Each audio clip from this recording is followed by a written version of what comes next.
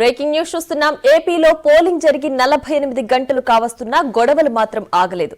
YCP TDP నేతల మధ్య దాడులు ప్రతిదాడులు కొనసాగుతున్నాయి.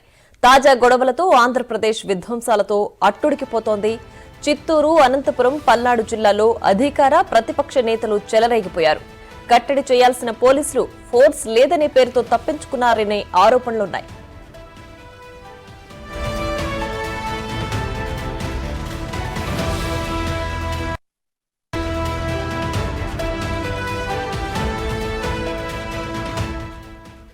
పోలింగ్ రోజు నర్సరావుపేటలో జరిగిన ఘటనపై నేటికి చర్యలు తీసుకోలేదని తెలుగుదేశం నేతలు ఆరోపిస్తున్నారు. మూడో రోజున రాష్ట్ర వ్యాప్తంగా అధికార ప్రతిపక్ష నాయకుల మధ్య దాడులు ప్రతిదాడులు కొనసాగుతున్నాయి. ఇప్పటి వరకు 26 జిల్లా పరిధిలో కేవలం పల్నాడులోనే మాత్రమే 144 సెక్షన్ను పోలీసులు పెట్టారు. అనంతపురం, చిత్తూరు జిల్లాలో జరిగిన ఘటనలపై రాష్ట్ర ఎన్నికల సంఘం నివేదిక కోరింది.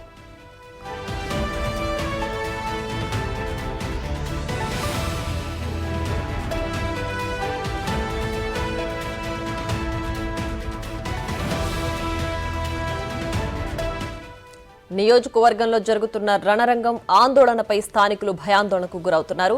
రాష్ట్రంలో శాంతి భద్రతలపై తక్షణమే జోక్యం చేసుకోవాలని గవర్నర్, డీజీపీలకు టీడీపీ అధినేత చంద్రబాబు లేఖ రాశారు. జరుగుతున్న గొడవలపై అధికారికంగా ఎక్కడా కూడా వైసీపీ స్పందించలేదు.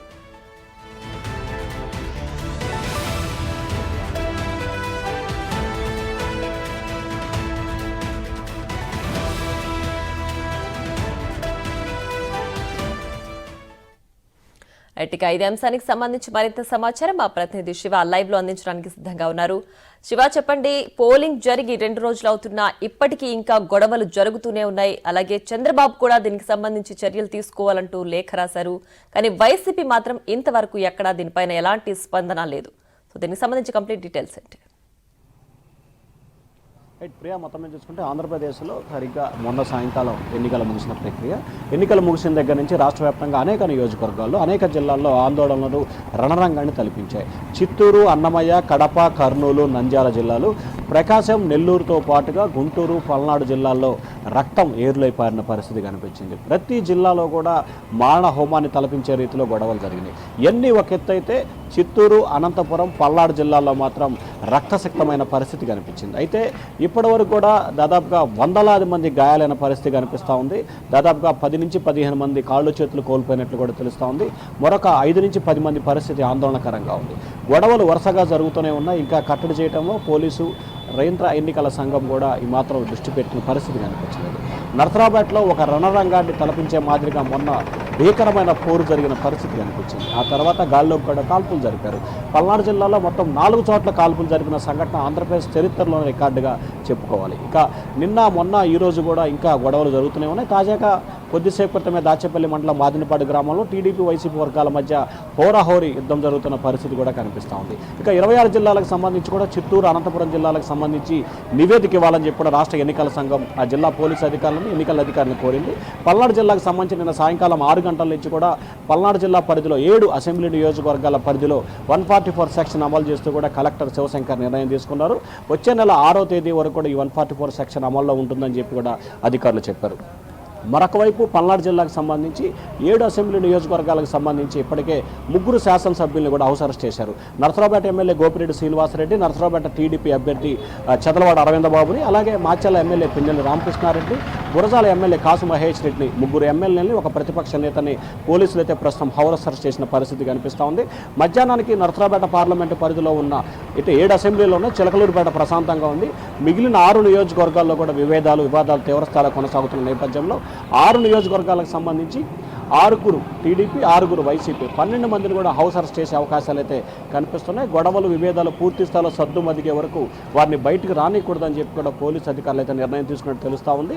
ఇప్పటికే 4 హౌస్ అరెస్ట్ చేశారు. సాయంకాలానికి మిగిలిన 8 మందిని కూడా హౌస్ అరెస్ట్ చేసే అవకాశాలు అయితే కనిపిస్తూ ఉన్నాయి. రైట్ శివ, అయితే పోలింగ్ జరిగి 2 రోజులు అవుతున్నా పోలింగ్ రోజు అక్కడక్కడ హింసాత్మక ఘటనలు జరిగాయి. అలాగే పోలింగ్ తర్వాత ఇప్పటికీ కూడా కంటిన్యూ అవుతూనే ఉన్నాయి. సో ఈ నేపథ్యంలో ఈవీఎంల భద్రత ఏ విధంగా ఉంది? స్ట్రాంగ్ రూమ్ల వద్ద భద్రత ఎలా ఉంది? అసలు ఈవీఎంలు సేఫ్ గానే ఉన్నాయని భావించాలా? అంటే ఖచ్చితంగా ఈవీఎంలు ఉన్న పరిసర ప్రాంతాలకి అలాగే జరుగుతున్న పరిణామాలకి ఏమాత్రం కూడా సంబంధం లేదు. ఇక్కడ మనం ప్రధానంగా ఒక అంశాన్ని చాలా క్లారిటీగా గమనించాలి. ఎన్నికల రోజు అనేక విధ్వంసాలు చరిత్రలో చెప్పుకోలేని జరగని రీతిలో గొడవలు జరిగినాయి.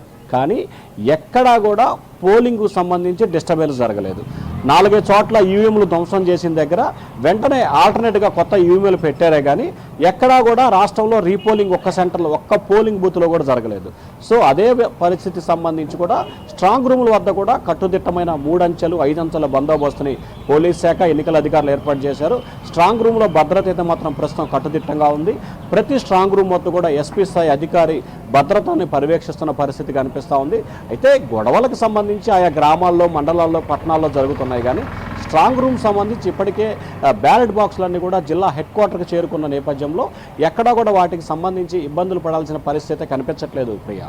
రైట్ శివ, అలాగే తాడిపత్రిలో కూడా ఇట్లాగా టీడీపీ అలాగే వైసీపీ శ్రేణుల మధ్య గొడవలు జరిగాయి. అలాగే లోకేష్ కూడా ఒక ఆరోపణ చేశారు, ఇదంతా ప్రీ ప్లాన్డ్ గానే చేశారు, హత్యాయత్నానికి పాల్పడే ఇదంతా చేశారని కూడా ఆయన అన్నారు. సో ఇది అంటే పోలింగ్ నేపథ్యంలో జరిగిన గొడవలుగా భావించాలా, నిజంగానే హత్యాయత్నం అనే భావించాలా? అంటే ఖచ్చితంగా ఏదైతే పోలింగ్లకు సంబంధించి అధికార ప్రతిపక్షాల మధ్య ఒకరిపై ఒకరు దాడులు ప్రతిదాడులు జరుగుతున్నాయి. అనంతపురం జిల్లాలో జరిగిన గొడవలకు సంబంధించి కానీ, చిత్తూరు జిల్లాలో జరిగిన గొడవలకు సంబంధించి కానీ వైఎస్ఆర్సీపీ శ్రేణులు తెగబట్టం, అలాగే టీడీపీ అభ్యర్థి నానిపై హత్యా ప్రయత్నం చేసిన సంఘటన, అలాగే అనంతపురం జిల్లాకు సంబంధించి తాడిపత్రిలో జరుగుతున్న విభేదాలకు సంబంధించి టీడీపీ నేతలపై వైసీపీ నేతలపై దాడుల పరంపర కొనసాగుతున్న నేపథ్యంలో ప్రస్తుతం ఇక్కడ హత్య చేయాలా చేయకూడదా అనే అంశాన్ని పక్కన పెడితే దాడులు ప్రతిదాడులు జరుగుతున్నాయి. ఈ దాడులు ప్రతిదాడుల్లో ఏమైనా జరగచ్చు, దెబ్బలు తగలచ్చు, కాళ్ళు చేతులు పోవచ్చు, చనిపోవచ్చు, ఎటువంటి రకాల పరిస్థితులను జరగచ్చు. ఎందుకంటే ఖచ్చితంగా ఫ్యాక్షన్ తరహా రాజకీయాలు జరుగుతున్న నేపథ్యంలో ఒకసారి వారి మీదకి దాడికి వెళ్ళిన సమయంలో అది ఏ రకానికి దారితీసే అవకాశాలు ఉంటాయి. ఖచ్చితంగా ఎటువంటి విధ్వంసాన్నైనా చూసే పరిస్థితులు అయితే కనిపిస్తున్నాయి. ఖచ్చితంగా దాడులు చేసే అవకాశం ఉన్నప్పుడు ప్రత్యర్థిని మట్టు పెట్టాలని ఏకైక ధ్యేయం అయితే అవతల వారికి ఉండే పరిస్థితి కనిపిస్తూ ఉంది. సో ఇది ప్రీ ప్లాన్డ్గా చేసినట్లు కూడా భావించాలి. ఎందుకంటే ఎన్నికల్లో గెలుస్తామనే ధీమా లేకపోతే ఓడిపోతామనే భయమో తెలియదు. కానీ రాష్ట్ర వ్యాప్తంగా కూడా ఇంకా పోలింగ్ జరిగి 3 రోజులు గడుస్తున్నా ఇంకా 10-12 చోట్ల తీవ్రమైన ఉద్రిక్తత వాతావరణం చోటు చేసుకున్న పరిస్థితులు అయితే ప్రస్తుతం చిత్తూరు, అనంతపురం, పల్నాడు జిల్లాలో కొనసాగుతూ ఉంది ప్రియా. రైట్ శివ, అయితే ఇప్పటికీ కూడా ఘర్షణలు అలాగే జరుగుతూనే ఉన్న నేపథ్యంలో పోలింగ్ మళ్ళీ రీపోలింగ్ జరిగే అవకాశాలు ఎంతవరకు ఉన్నాయి? అంటే ఈ ఘర్షణలు ఇక్కడితో సద్దుమణిగే అవకాశం ఉందా, ఇంకా కొనసాగుతాయా? ప్రస్తుతానికి సంబంధించి మనకు తెలుస్తున్న సమాచారం కానీ ఖచ్చితంగా చూసుకుంటే ఏ రోజుకు ఆ రోజు ఈ రోజు అయిపోతాయి అనిపిస్తుంది. కానీ తెల్లారేసరికి రక్తసిక్తమవుతున్న పరిస్థితి కనిపిస్తోంది. ఒకవైపు పల్నాడు జిల్లాలో పోలీసులు 144 సెక్షన్ పెట్టినప్పటికీ కొద్దిసేపు క్రితమే దాచేపల్లి మండలం మాదినపాడులో టీడీపీ వైసీపీ వర్గాల మధ్య హోరాహోరీగా తలపడుకున్న పరిస్థితి కనిపించింది. పలువురు గాయాలైనవి. ఈ ఫ్యాక్షన్ గొడవలకి అంతం లేకుండా ప్రతిరోజు కూడా ఆరంభమవుతున్న పరిస్థితి కనిపిస్తూ ఉంది. దీంట్లో పోలీస్ శాఖ ఇంకా కట్టుదిట్టమైన చర్యలు తీసుకోవాల్సిన పరిస్థితి కనిపిస్తూ ఉంది.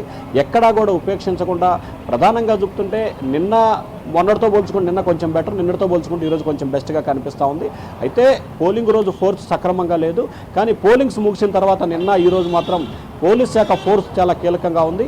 ఎక్కడైతే గొడవలు జరుగుతాయన్న అవకాశం ఉందో ఆ ప్రాంతానికి స్వయంగా జిల్లా ఎస్పీ వెళ్ళటం, అక్కడ బందోబస్తును ఏర్పాటు చేయటం, అదనపు బలగాలను రప్పించడం కూడా చూస్తున్నారు. మనం ఒక ఉదాహరణ చూసుకుంటే మొన్న గోపిరెడ్డి నర్సరావుపేటలో జరిగిన విషయాన్ని పరిశీలిస్తే ఆ రోజు పోలీస్ ఫోర్స్ లేదు.